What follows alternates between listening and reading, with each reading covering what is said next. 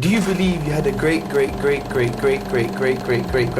Do you believe you had Yeah, but I mean, there's obviously, I know that because obviously I'm here now. Exactly. Yeah. But that's the point.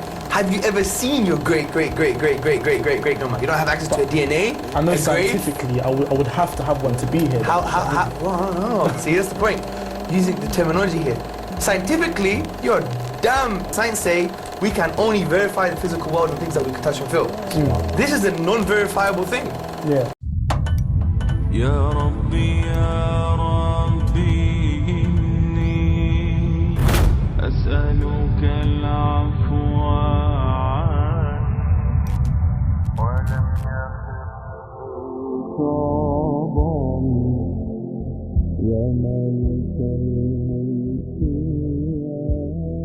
The famous question posed by many people nowadays is that can science prove God?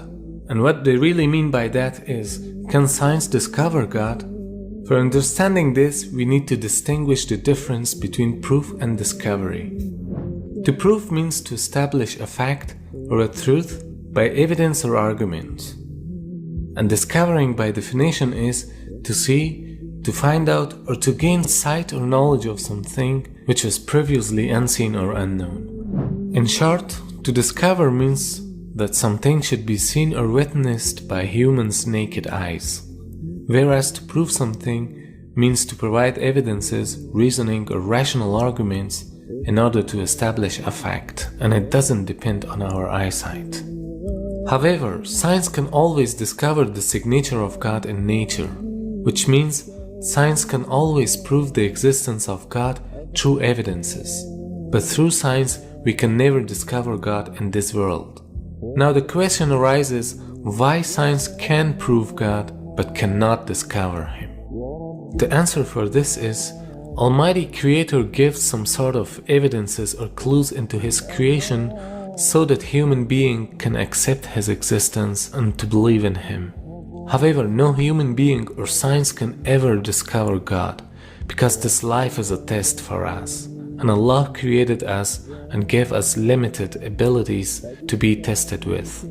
To get what I mean, suppose that you are a professional modeler who uses a strong modeling software and creates a project in which there are people with consciousness. It means that the models that you have created are having the power of intellect, and you put a test for them to find you. Now if you think logically, they have only two options to find you or to prove your existence in order to accept you as their creator. The first option for them is to discover you or to see you. But of course you don't want that, because it is a test, and if you show yourself to them, then the test becomes meaningless. And logically they can't discover you, because you are out of this created project. So if they can't discover you, it doesn't mean that you don't exist. But the second option is that you send them signs and evidences, and you also give them the power of intellect. They can find you through those evidences and their logic. It is like you have given them some tips for this test. And if they still don't accept your existence through those evidences, then it means that they are arrogant.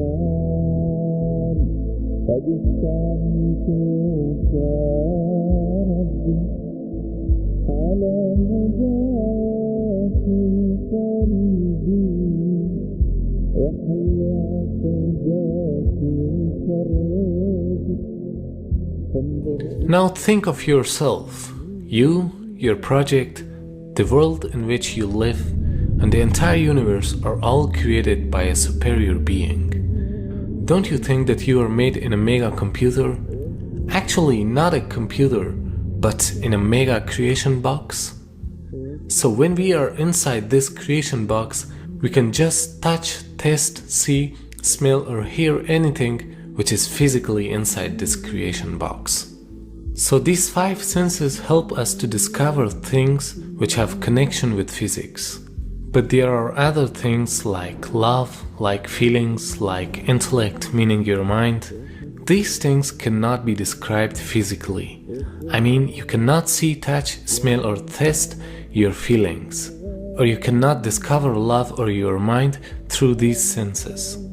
Does it mean that you don't have mind or there is no love because you cannot see, touch or smell them?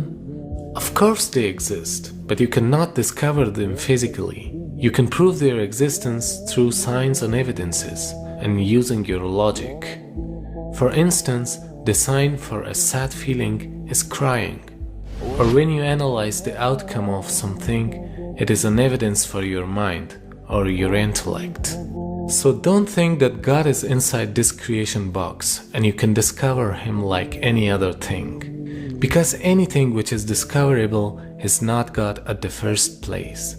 He's beyond this universe and even beyond your imagination. You cannot discover Him by the laws of physics, because physics discovers anything which is bounded by the laws of physics. And Allah is not bounded by the laws of nature. So anything which is limited by these laws is not God. That's why you cannot discover Him, but His existence is proven through evidences and logic. Everything that we must verify has to be touch and feel. Yeah. But let me tell you something. If God could be touched and felt and seen, would that be God? No, you mean. Would that be It God? wouldn't really be a test of belief, would it? Because you would know. It's for a not fact even he's just a there. belief, because God actually says there's good reasons to believe in Him. For example, look, do you believe you had a great grandma? No. You believe you I had mean, yeah, but I mean, there's obviously, I know that because obviously Why? I'm here now. Exactly. Yeah, but but- that's exactly the point. Have you ever seen your great grandma? You don't have access to her DNA? I know a grave? scientifically, I would have to have one to be here. How, well, I don't know. See, that's the point. Using the terminology here. Scientifically, you have no clue. You have no clue. Scientifically, you're damn. Science say we can only verify the physical world and things that we can touch and feel. This is a non-verifiable thing. Yeah. The only way you know you got a great grandma is because you're here. You've made a logical, rational decision. Not based on the physical world, based on necessity. The complexity of this universe and the laws of nature are all evidences for existence of a wise creator who has designed them in such a precise manner. So if you don't see Him, it doesn't mean that He doesn't exist. The universe actually may have a purpose, and some physicists are now suggesting it does have a purpose. And this has come out of some findings about the some of the fundamental numbers in atomic physics. These are numbers like the mass, the weight of an electron, the weight of a quark, the strength of gravity, the strength of the electromagnetic field. About 20 numbers that describe those and other parameters, features of our world, but nobody knows why it is that those numbers have the particular values that they do. Now, you could easily say, yeah, who really cares? You change the mass of the electron by a little bit more, a little bit less. Does it really matter? And the answer is it does. See, it turns out that if you imagine that we had 20 dials right here, and we could fiddle with those 20 numbers at will, even a small change to the values of the known values of those numbers would cause the world as we know it to disappear. For example, if we go back to, say, 1 second after the Big Bang, at that point, the expansion rate and the mass density have to have been adjusted to each other just right so that the universe is just at this critical point. If the universe at that point were expanding just 1 part in the 15th decimal place faster, the universe would have flown apart without galaxies ever having had a chance to form. On the other hand, if the expansion rate were just a little slower than what we think by one change of 1 in the 15th decimal place, then the universe would in fact have expanded to a maximum size and collapsed. We would never have even reached the time in the universe at which we're living. A natural question that many people ask when confronted with this is, who designed it so that they all fit together so perfectly to give rise to our world? Is it merely an accident? Is there some force of nature that's out there that requires the universe to be as it is?